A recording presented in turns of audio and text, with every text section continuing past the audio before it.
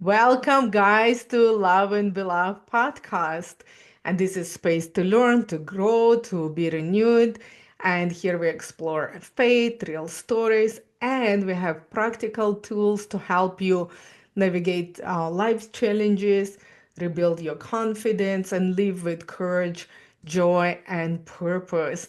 And I want to tell you that you are not alone, you are loved, and you are matter. And if this podcast uplifted you, inspired you, share it with a friend. Leave the rating and please subscribe because I want more hearts find hope through these conversations. So my guest today says, I empower educators at all stages in their careers to take control of their days, Mhm. they work-life balance and find the joy in chaos that happens at school. It does. Joining me today is Kimberlee Johnston. Welcome, Kimberlee, to Love and Beloved Platform. Thank you for having me, Lena. I'm excited for our talk today. That's awesome. And do you mind if I call you Kim? Please do. All right, wonderful. And guys, this episode is very special because Kim is my friend and she's my coach as well. So, who I met through Zonta and an organization that dedicates to empower women and girls. And I Mhm. actually will post that in show notes as well. So, if you would like to know more about this awesome organization, so Kim brings over 30 years in education, including a decade as administrator and casual principal. Although, I think you're amazing hardcore powerhouse principal. I would never use word casual about anything about you, my friend, but you're supporting schools through high stress transitions. And Kim is certified coach, board level consultant, and founder of Recess Coaching and Consulting, where she helps educators rediscover balance and recess joy. So we will start by bring us please into your story. Who you are and where your journey in education and leadership first began. Well, thank you. I wasn't born, I want to be a teacher one day. I started actually in acting and I designed programs to teach the community about acting for the local city. And then I got recruited to go into the schools with my programs. And I thought, I kind of like being in schools. So then I went and became a teacher and, loved my role, did all kinds of different things in the classroom. Then, we talked about leadership and emerging leadership. I became the union steward for our school. I got involved in collective bargaining for the union. I became a resource teacher to design programs for multiple schools and help teachers along their way with whatever they needed help with and designing like evening workshops. Um, and then, an ESL specialist was also in my role where I did work for people who were learning multiple languages at the same time at the board level so that the schools could all be a more welcoming place. And then journeyed into administration as a principal, well, a vice principal first, and then a principal in all, small schools, really big schools, French immersion schools, so arts schools that specialized in arts, and then retired and opened a business because I wasn't really done. And now I help out teachers and principals who are maybe feeling a little stressed and need a little support along the way. Oh, that's awesome. No, honestly, since I met you, you've always been in leadership, you go-getter, you are amazing. But the fact is, guys, I don't know if you know, I have three kids, and every summer I cannot wait until September. I'm thinking, thank you, God, for the teacher, thank you, God. And every time I bring them gifts for all the holidays, oh, I have goosebumps. I get Aw. them coffee, donuts, because I'm thinking if I cannot handle three of mine through the summer, I don't know how you dealing with all of those kids. So I'm really I'm grateful for people like you doing your work, but I'm really grateful that you Mhm. actually helping the teacher to Yeah. get and balance and joy because it's super stressful no matter how. Because I know about my household, and because you have this an amazing life live experience, you can get and add so much value and actually help teacher because I know they helping me and all Yeah. of us who sending our kids to school every day Yeah. Yeah. and like for what like 12 years, but who take care of the teachers. So I would like to ask you this question. So your work centers on Bringing Recess Joy, which is pretty cool name for your coaching and Thank you. consultant because I don't think any teacher have joy addresses because it sounds like very chaotic. But back into the lives of educators, so you bring that joy. So what Mhm. patterns do you see more often in teachers and administrators that signal they lost that joy without even realizing it? Yeah. Yeah, the joy can just kind of slip away a little bit at a time. And that's why I named the business, recess, because, when we think back to school, we think about like recess was where you got that 15, 20 minutes just to go and be you, go and have some fun and there Have a wasn't so much break. structure. Yeah, have a little break. And I feel like our teachers and our principals need their own recess every single day. So I want to help them have that feeling again.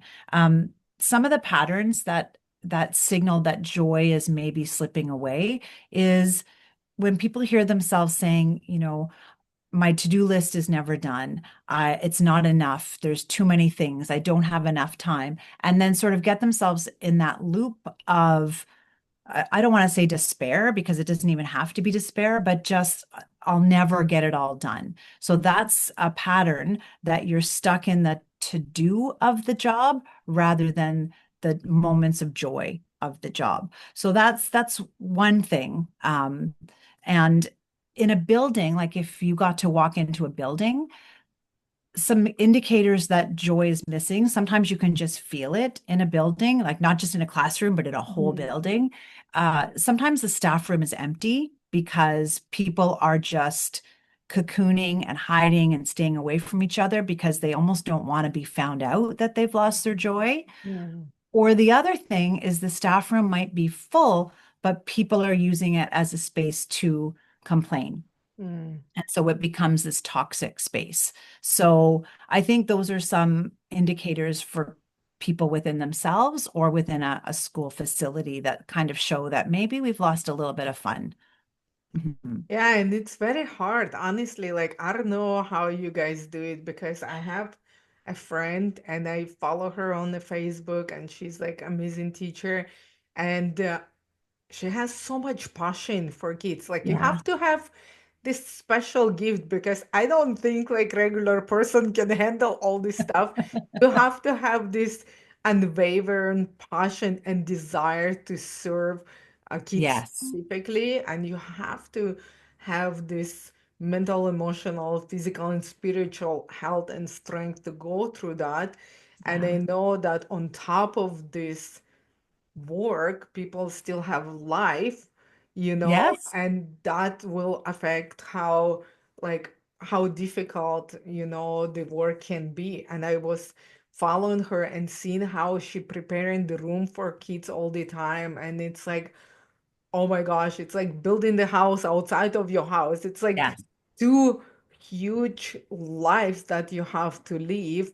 And definitely that's like if like normal, well, I'm not saying like normal, everybody have their own stresses through the life, but Sure. yeah.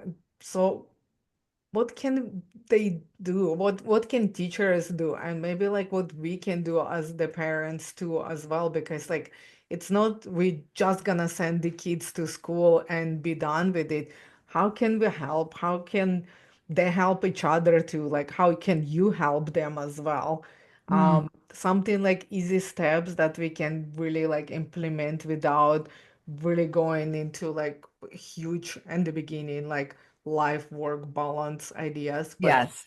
give us few tips. I think for parents, I think having that sense of appreciation goes so far. It doesn't have to be gifts, Mm-hmm. but just, letting people know that you see what they're building and doing and contributing to the life of your children. Mm-hmm. Um, because that's almost like it's not our paycheck, but does feel like a paycheck when you know that what you're doing is landing with a family. And some of the teachers changes people's lives Yeah. forever. Yeah. They do. And it might happen and they don't even know that they did. Mm-hmm. So I think that giving that, that feedback, like you might be that voice that day that lets people know, you know what, I can do this and I am being impactful because again, families are busy. And so we might not think to say, hey, you know what? My child comes home and talks about the school day in a positive way. And I really appreciate that. So you're part of our family when we're talking about our day at school. So, just letting people know when they make a difference, and then if something does go wrong, just having that grace and that, like, hey, let's work this out together. This happened. Let's build a common understanding of it. So, not adversarial, but still with grace and kindness, and because things aren't always going to go perfectly. So, I think communicating well both ways. Mm-hmm. That's a good advice because I was thinking in my mind, I've been blessed to have really good teachers and Mhm. communication and like very helpful.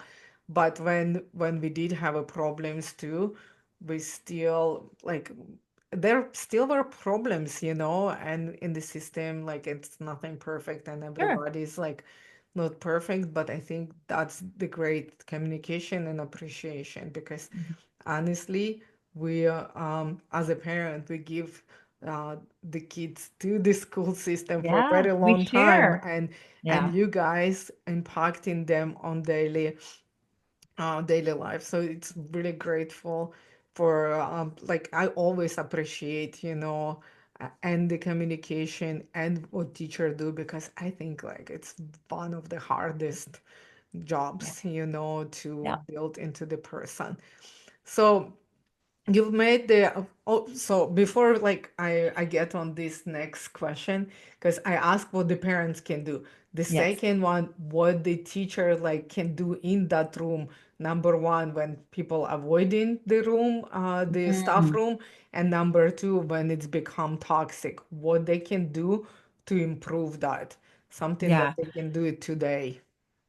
And I think, there's a that sort of feeling like we create our environment. Now, we're not responsible for the whole environment Mm. around us, but whatever we bring to a space will contribute to a space. So if we bring more negative, we're going to be contributing more negative. So in very small ways, is there a way that you can contribute something positive to your community?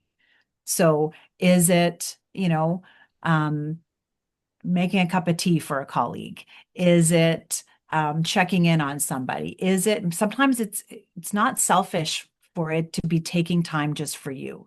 Mm. I'm gonna, on my planning time, close my door, turn off my lights, put on some music, and just have some quiet time for me. So it's caring for yourself, but it's also the small caring for the people around us who are struggling. So almost that paying it forward with kindness, that just those small little gestures that can matter. If somebody's struggling around you, maybe you take their yard duty, which is 15 minutes. And yes, our days are busy, and yes, we're tired, and we have enough to do. But sometimes that 15-minute gift to a colleague is what they needed that day. And so that sort of can tip the tide when more people are feeding in positive than the toxicity. So you don't have to fight the toxicity, but just what are you bringing to the space yourself?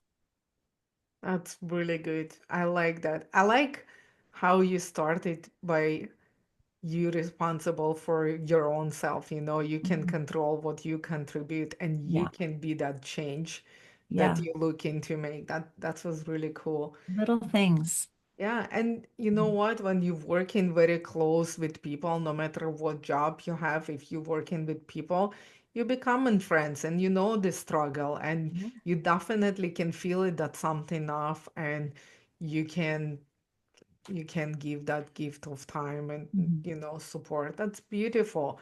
That's so interesting. I was thinking like how did you like break the toxic the relationship because like you cannot just always quit in schools, because people gonna be everywhere Yeah. anyway.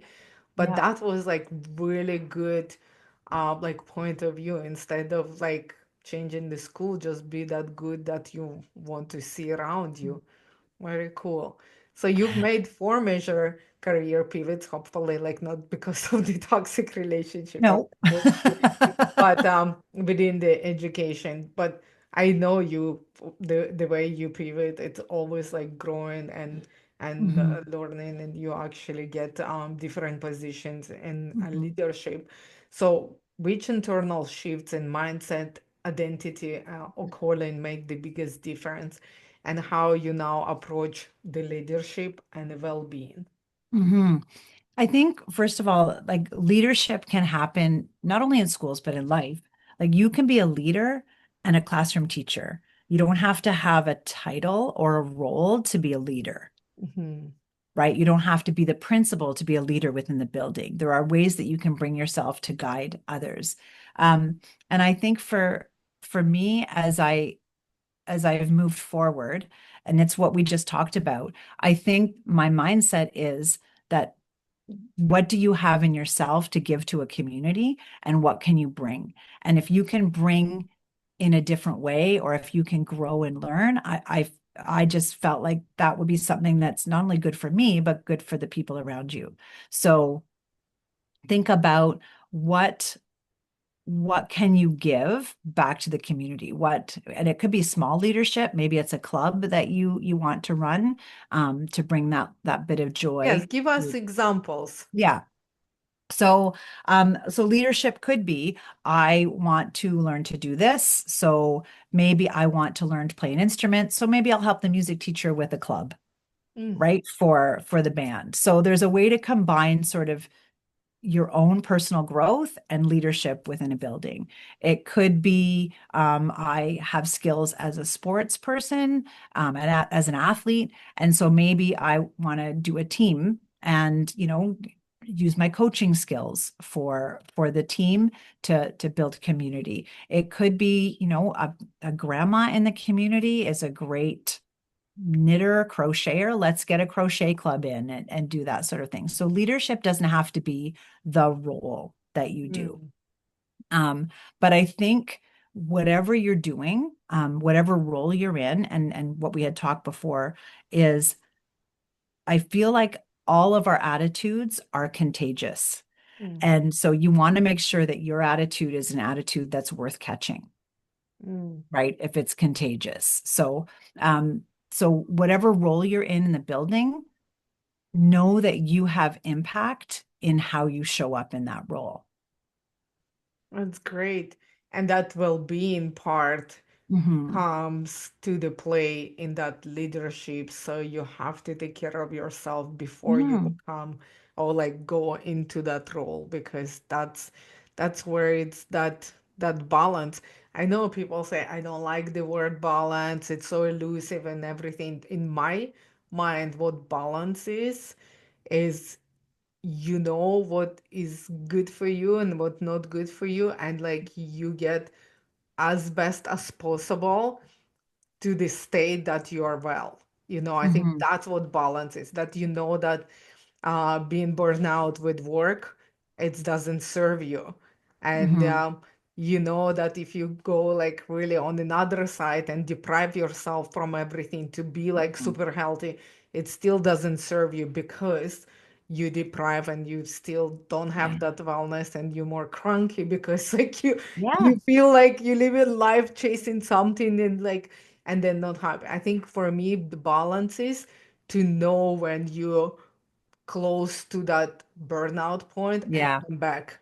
or like you feel that you're so much extreme in another side, and Yeah. you kind of find that middle ground, like, Yeah. rather than balance or whatever. Like sometimes Hmm. the word balance tripping people up, and they think about that like it's never possible be like really Yeah. good. But I think it's just middle ground between both extremes, like being overworked or being like too much doing everything. Even like good thing can actually hurt us. Yeah. So, Too but much of it. exactly. So feeling well, and that's how I'm thinking about the leadership in my family too, Mm. because I saw how coming out from the really destructive life, and actually that was definitely bringing into my family, and how you say attitude is contagious, because I didn't feel well. And the end of the day, nobody felt well because I was Yeah. like upset or cranky or like whatever it's Yeah. happening. So that personal well-being, it's very important, and that's what you bring to Yeah. leadership. And another thing coming to my mind, you cannot give what you don't have. And, Yes. If you're so you empty. have to have your bucket filled to Yeah. give that Yeah. whatever, like whatever place you're serving, or being like what role you Yeah. are being part of. So Yeah, um and I think in a school community, the you're not responsible again for everybody, but the teacher sets the tone for the class. You mhm, know, the crossing guard sets the tone for the walking to school. The bus driver sets the tone. So, like, there's so many stages that we have impact on how our day feels.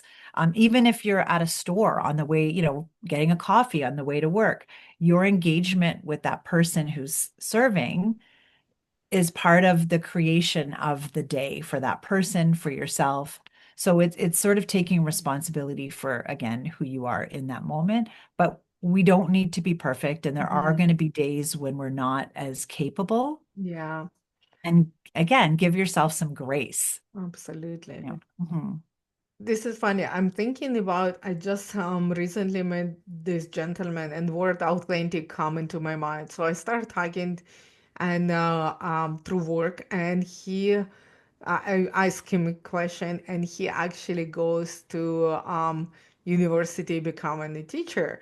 Yeah. And it's very interesting. After like only few minutes, no, this gentleman, I said to him, I think you're gonna be a great one, because I Wow. feel that you are kind.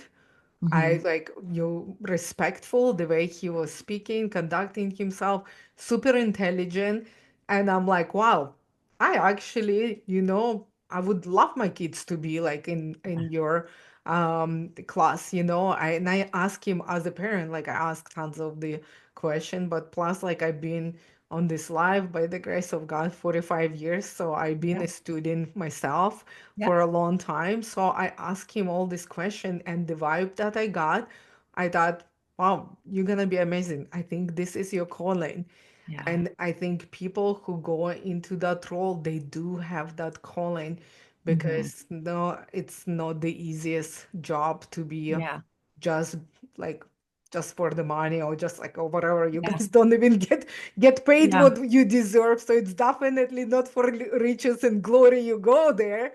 It's definitely that special character, and uh, the way that you like want to impact people's lives. And it's definitely have special attributes and talents and gift and talents, and that's what I see in you, and that's what help you to succeed through your school life, and that's what helping you to succeed through your coaching as well, because you've been there from the ground up to have serve in all the different Mhm. roles, like go to very top, serve as the principal as well. And I saw you work, and you the same. You have like possess the same qualities. You're kind, but you're firm, Oh, and thank you. you're super intelligent. And the way you work, your work integrity is amazing, and you still have that um when I met you, you still have that, like when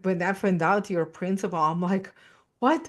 Principal in my mind, like although I met lots of principal over my kids' years and my years, like you are very um like what is that word I'm looking for? You know, you're very like open and relatable rather than like you it's not mean anyway. I'm not saying that the Hierarchy. principal mean, but Yeah. sometimes this role brings people to be like more stern, more like some kind of like they become Authority. something Mhm. authority. Yeah, you know what I mean? And it feels like, oh, you're in the principal office, blah blah Yeah. blah. But I don't know like how much is this um how effective it is rather than Mhm. talking to the human being about the problems that you have with Yeah. children. So I Yeah. think that one, like I don't know what word would you use. Like it's like something relational Yes. that I think feels that for me, more there's no hierarchy. yeah. You don't have to be a mom to be a good teacher or principal or whatever, but I'm also a mom. I'm also a human and I'm also not perfect. So when I meet a family or a teacher or whatever, we're working together and the child that we're serving is the common of our Mhm. conversation.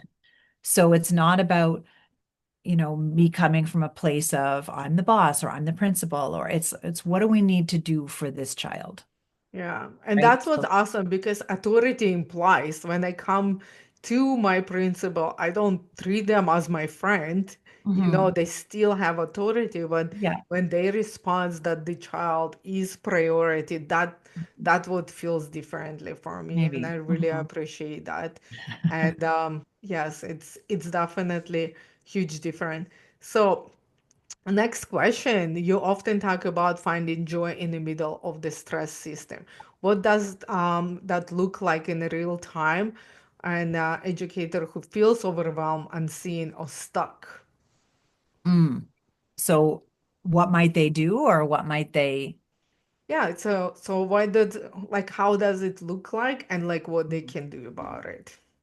Yeah, and I think that the thing with teaching, and I don't know if it's probably not the only job like this, but a lot of you can close your classroom door and you're just living in your own little world and you don't really know what's going on in the classroom next door, Mm, right? You maybe hear it, or maybe you think like things are great over there and they're not great for me. And you can kind of get in your own head about, I'm not doing enough, or I'm not doing as well as the person down the hall. And I think the same thing can happen for principals and vice principals when they're not in the other schools, but they hear about the other schools and they think like, well, those schools are doing a great job. Maybe I'm not doing as great a mm, job. So it's almost like social media, right? mm, Where you don't really know, but it looks like things are great over there. And so it leads to a lot of self-doubt. mm, And in the school system, you've got your principal if you're a teacher, you don't maybe want to tell your principal how you're feeling because they're going to write your evaluation. So, mm, or if you're a principal, you might not want to tell your superintendent how you're feeling because they're going to write your evaluation. So it's important to find someone to talk to. mm, Now, some people turn to their friends and family, and some people have, friends and family that are really good to talk to about it. But sometimes you get the friends and family who you get 2 months off a year. Your job is mm, easy. What are you complaining about? And that's not helpful. mhm, So, you might not feel like you need counseling, right? It's not maybe something you think you need to go to counseling for. So I think finding some way, someone, whether you find colleagues that you can trust in or, hire a coach or hire a consultant for yourself that's outside of the school system so that you can have the real talk to see is if what you're thinking is even fact-based. Like maybe you are a great teacher, but you're just being too hard on yourself. mhm. Maybe you are a fantastic principal, but you're comparing yourself to other people. So I think identifying the fact that you're maybe having a little bit of negative self-talk and then finding a place to challenge that negative self-talk. Yeah, that's a great advice. I think every one of us can fall into that trap. True, So, true. and especially when the stakes are so high as Mhm. well. With That's a kids. really good Yeah. advice. I think, yeah, I think go outside of the school and your circle, then you can be honest and open and like, yeah, Mhm. don't Vulnerable. don't Be worry about. vulnerable. And Hmm. then, make sure that, maybe you do need a little bit of support. And there's nothing wrong with that. We don't need to Yeah. be perfect. And that's how we learn and grow. Like Yeah. anytime this is happening, this is opportunity. But yeah, sometimes we get overwhelmed. So that's how we get stuck because like it's in the loop. And that's a Yeah. really good advice to break that loop. Just go and talk to someone, but choose wisely. Yeah, Choose wisely. it's interesting you say don't go to your like family and friends. I'm now thinking like every time I complain to my husband, he doesn't care it. So he's like, "What? That doesn't even make sense for me." I'm like, "Wow, that's not helpful at all." Yeah, yeah, yeah, yeah. So yeah, Maybe, yeah. Just yeah, find your people. yeah. I rather go to professional. Yeah, well, Yeah. and sometimes that's why, Hmm. many, many years ago, I tutored kids, Hmm. at the beginning of my teaching career. And because parents would have a terrible time, my child never does the homework, they're not practicing, they're not, and I would say to families, I'm not magic, I'm just not you. Because there's Hmm. that power balance and dynamic with, the parents and the child. So Yeah. sometimes you just like reach out to someone else who's just not you, and then that will be the magic. Mhm. That's really good advice. So, Kim, you supported school during sudden leadership gaps. What Yeah. have those high pressure seasons taught you about resilience, team dynamics, and the hidden emotional load educators carry? Yeah, thanks for pointing that out because it is a load that's carried almost in secret by Mm, teachers and principals. So as you joked at the beginning about me being a casual principal. So a casual principal is a supply principal. So mm, it's like a supply teacher, but I'm the principal in the building. And oftentimes when I go in, it's because somebody's away suddenly and it leaves this gap in the school. And you're having the stranger come in to take over the helm of the building, and that can be really stressful for everybody. mm, So what I have found time and time again, like over my 30 years at all of my roles, is I wish the public could see mm, how amazing school teams are together when things are tough. mm, So I have seen school teams pull together in resilience when there's been a community fire or a community, even like a terrible thunderstorm at dismissal time, and we couldn't let the kids out of the building. mm, So if the public could see how the people in the building keep your kids safe and put things together for your kids, it would just be a beautiful thing. I often wish there was a way I could share that with the world. Um, for the family that lost their home, there is nobody like a teacher who can coordinate you getting your whole house donated back to you. Like it's amazing that the way that they can leverage their skills yeah. outside. So I think that's a beautiful thing that I don't wish any school a Mhm. catastrophe, but I have seen staffs come together to make that work. Um, and you talked about the emotional burden Mm, or that the secret hidden yeah. cost of all of this. Teachers know the families, most of the families in their class, know them very well. They will know the struggles that maybe aren't being shared with anybody else. Like a parent may say, our marriage is falling apart, or we are about to be evicted, Mm, or so teachers carry that load. Sometimes they'll share it with their principal, and we try to see what we can do while still honoring privacy and mhm, all of that. But knowing all these stories, and now a principal knows not only the stories of the families, but also of staff members. mm, And so you carry this emotional burden of all these people in your community that are struggling privately and pushing through publicly. mm. And then you might have somebody else in the community come and say, well, why is that person not doing, the club that they used to do? Yeah. Or why is that parent not there for their child all the time? And so you have this balance of course, you have to respect privacy and you keep those stories. And there's things that you can't do sometimes. And that weighs heavy. on a, on your well-being and your ability to move forward and your ability to sort of leave your job and just go home at the end of the day. Yeah. So I think that that's a burden that most people don't appreciate that is being carried by the teachers, principals, vice principals.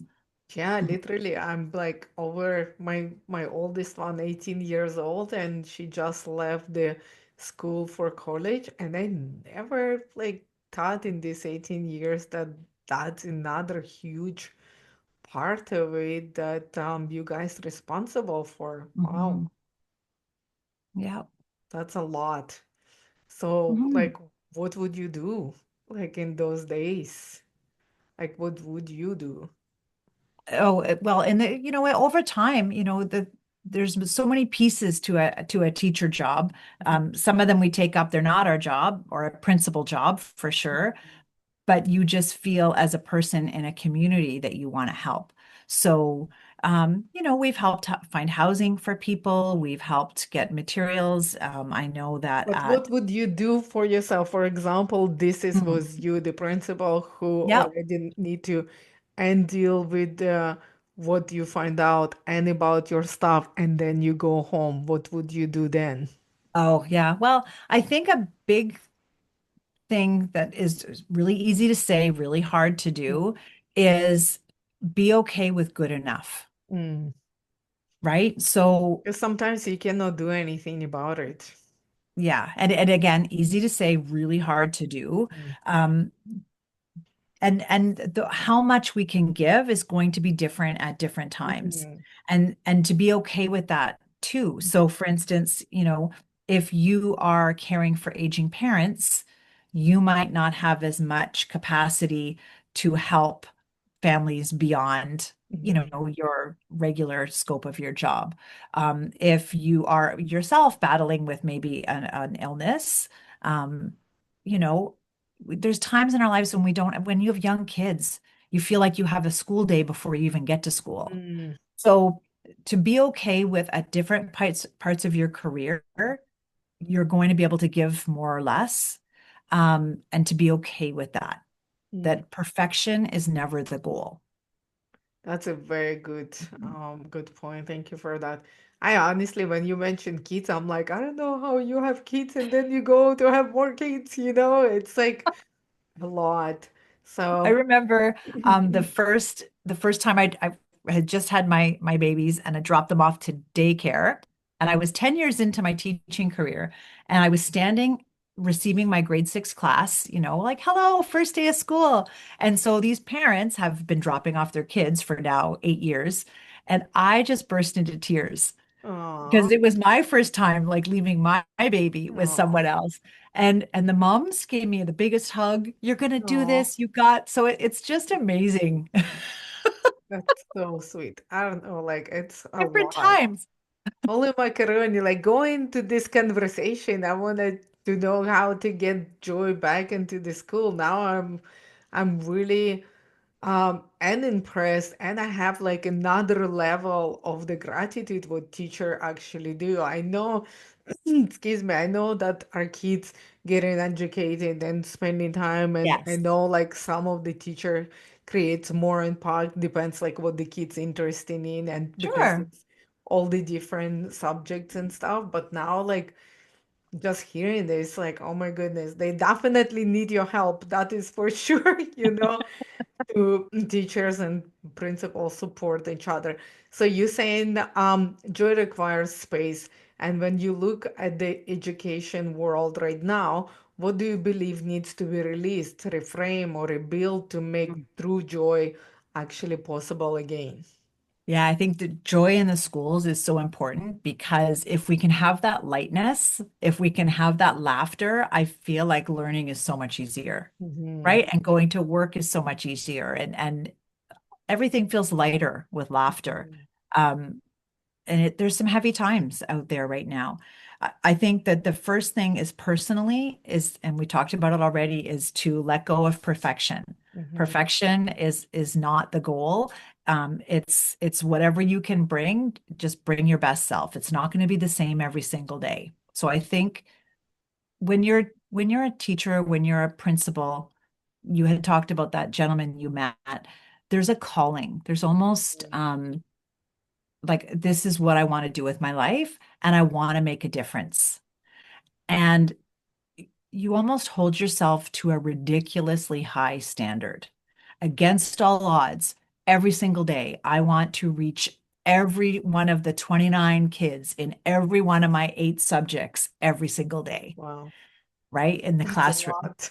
Or, I've had, a school of over 1,000. I want all 1,000 of those families to be thriving. I want harmony and we have this really high standard and it's not really manageable or attainable Hmm. all the time, and that's okay. So I think that that's a personal thing um, that we need to be mindful of. I should be doing this. I should be doing this to stop doing that to ourselves. I think that's, again, easy to say, hard to do, but I think that's one. The having joy in the school system, that's a big thing. So if I had wishes, and there's probably so many other wishes, it would be that we set up the system so that everybody could do what they were good at and have support for the things that they weren't good at yet, or that shouldn't even be their job. So, for instance, um, if you're a classroom teacher, it would be great if you could teach. And if there were children who needed that little extra support, wouldn't it be great if we could have a teacher who was good at that to go in and help those kids just for a little bit so Hmm. that they could catch up and move on with everybody else? Like just even 10, 15 minutes with this person, go back to the classroom. For kids who need to move or, be physical, wouldn't it be great if they didn't have to wait for gym class? If they could, if they needed it, you're going to go 10, 15 minutes, go be physical in a supervised, safe space that's challenging for you, and then go back to the Mm. class. So we're not asking the classroom teacher to do all of it. Mm. If you need a quiet space, that there would be somebody managing a quiet space for the kids who needed it. And wouldn't it be great if we had that for staff too? Um, but just that we could have people teach and give them the supports they need so that all of the kids in their care could thrive. And as a principal, if I had that for my staff, right? If I could set up a school, I'm going to need a whole bunch more budget. And I know that Yeah. that's not Uh, easy. this is Um, honestly like that would be like really wonderful. And it sounds like it's like not the perfect world. It just like mhm, so much it makes sense that it should be this way. yeah. Isn't because of the probably budget. Yeah, yeah, yeah, yeah. They don't hire the extra people just for extra 2 hours. Like, oh, it's like I don't know what kind of like roadblocks else you see Mm. that why this is not happening. Well, I feel again, is a big thing is budget, and I understand that because we're taxpayer funded, so I get that. But I also think a lot of things are expected of the school system that are really not the school system's job. Mm. So mental health support is being added into the school building without expertise, without the people who are trained in that.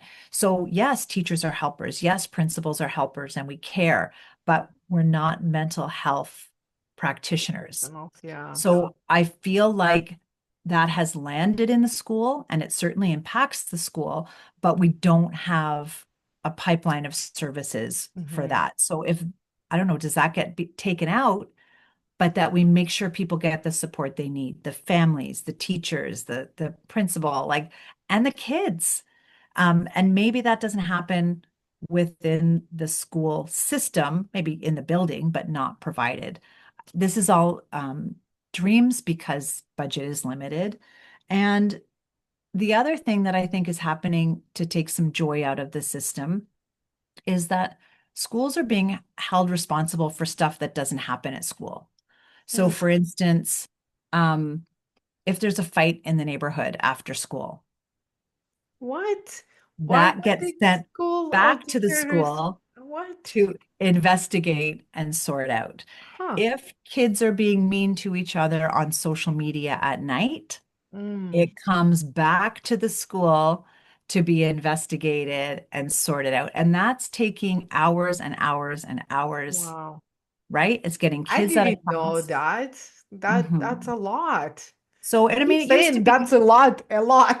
Because I'm like, wow, that's really great to have this conversation. I don't know, guys, if you know this about, go say thank you to your teachers because honestly, this is a lot.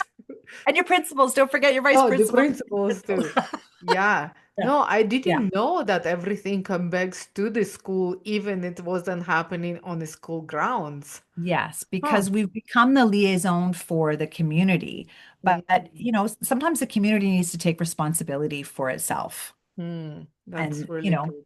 so I think that, I'm sure that there are so Mm, many other ideas to help, shift the school system.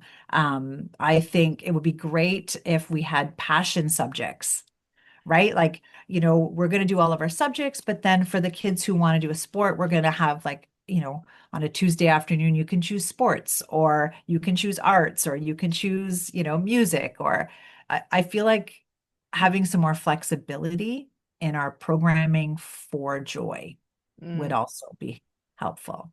that's cool. And I'm sure that's not it, but that's just a sampling of wish lists. That's awesome. Thank you for that. Wow, like so much information that I didn't know. I have a few more questions actually.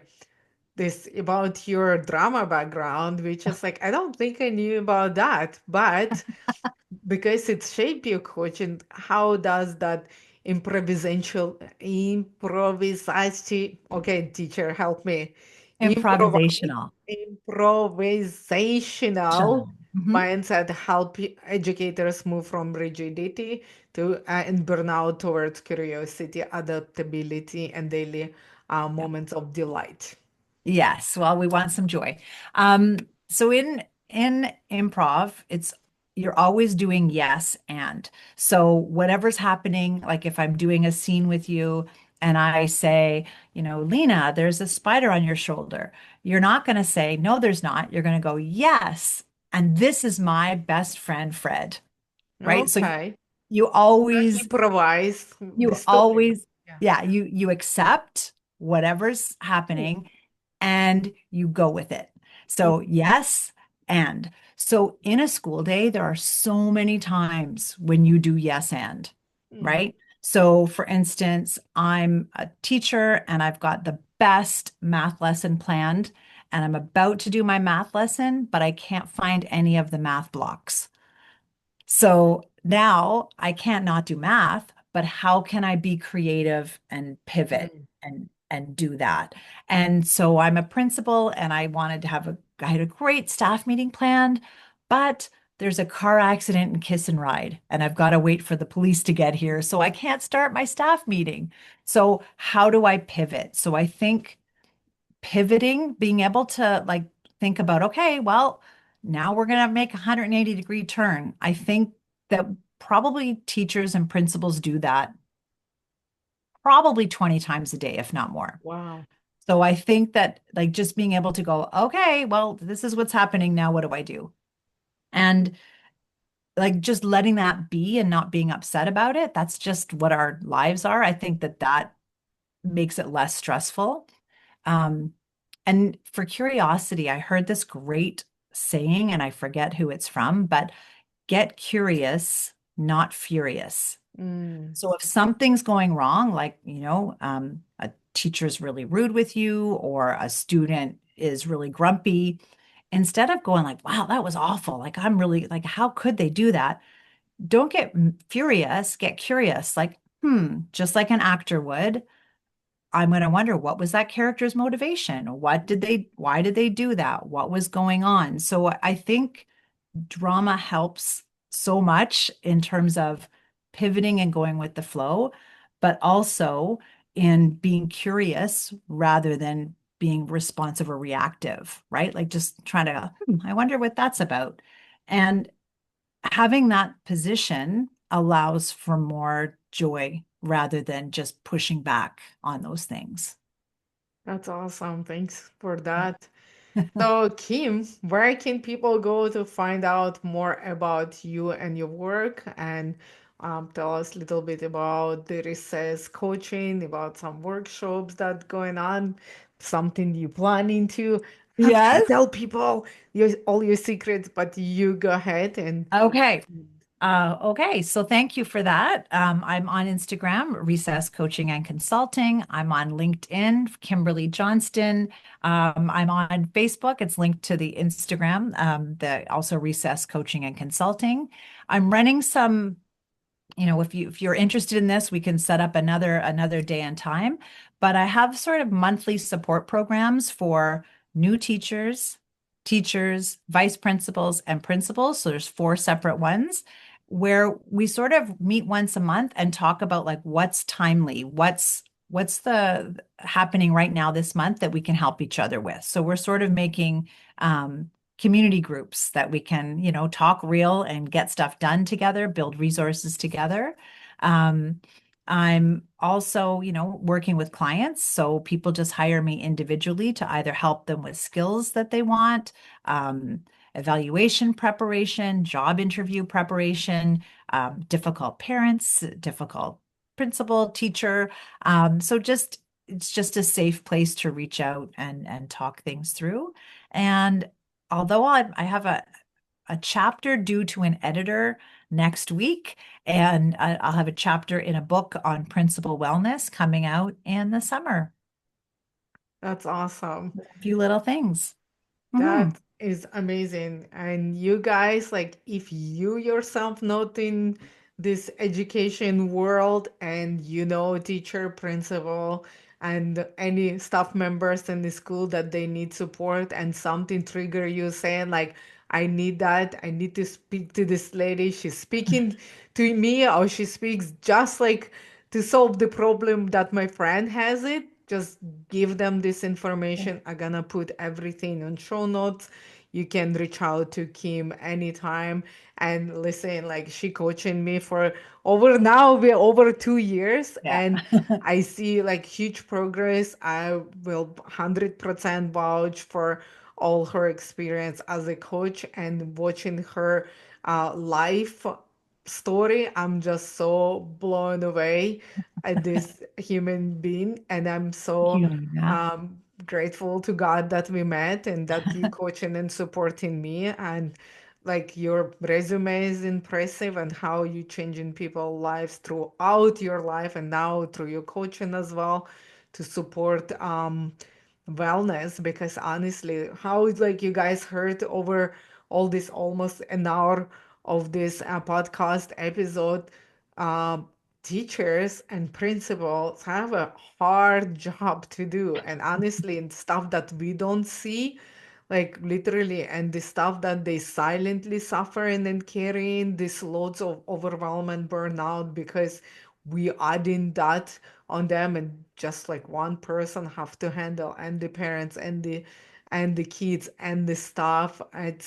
It's a lot. I think like honestly, I want to call this episode It's a Lot because that's what I said so many times because I'm just have this almost like epiphany and I'm thinking you came to come in Oh, to thank share you. that because I'm like I didn't even realize how hard it is, and it got me on another level of like gratitude for like because I don't know, we would never survive without teachers and schools and and doesn't matter if you have one kids or five kids. Like I do believe that this is really really important for us to have relationships with our teachers and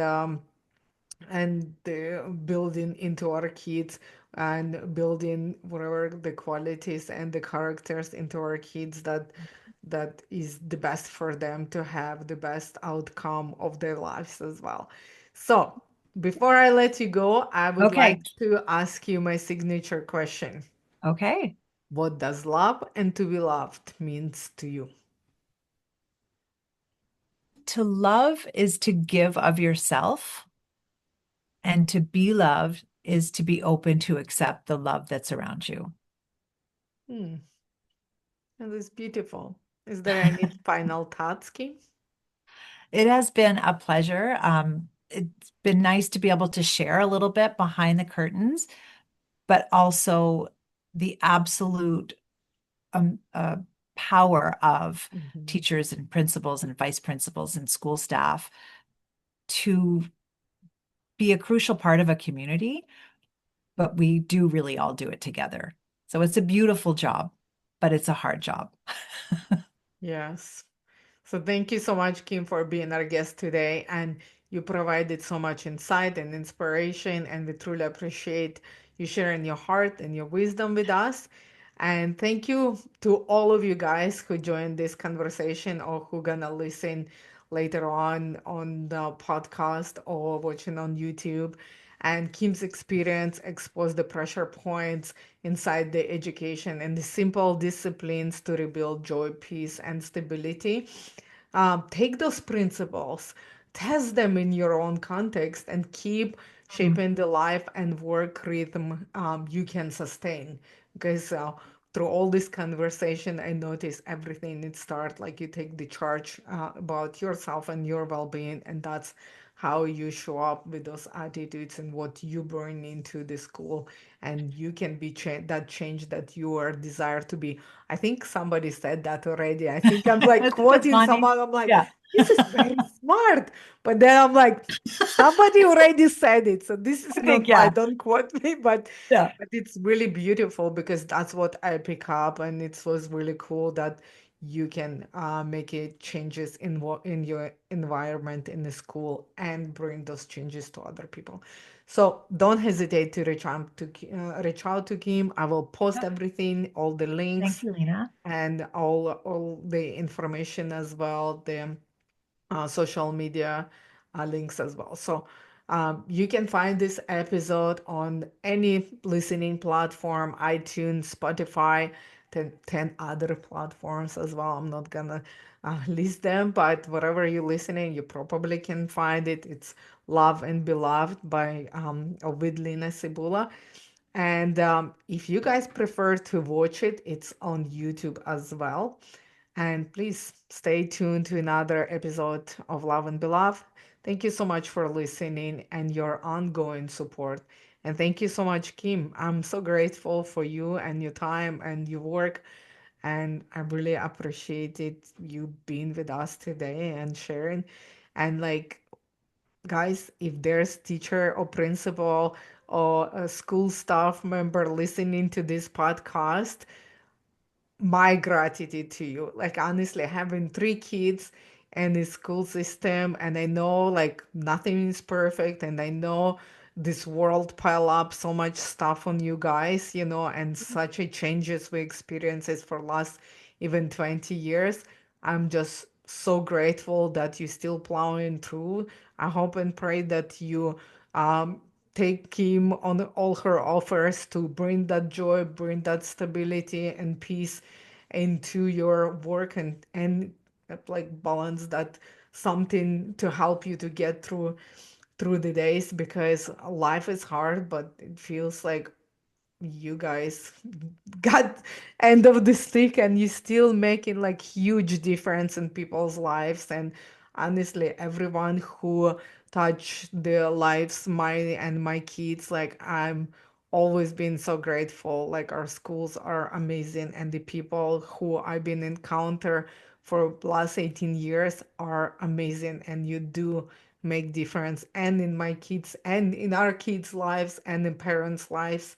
I'm so grateful to have like awesome, amazing friends, and you were always helpful. I know we've always been having problems, but I always have deep respect for the teachers, like back home, here as well. And I know this is a lot for you guys, and I hope you find those ways to be staying cool, calm, collected, and build yourself up so you can have a good life, no matter what the world throwing at you with all the Mhm. different changes and stresses. So there you go, guys. I'm attitude of gratitude.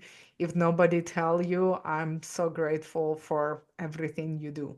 So stay healthy, stay safe, and love and beloved. Bye, Thank Kim. you.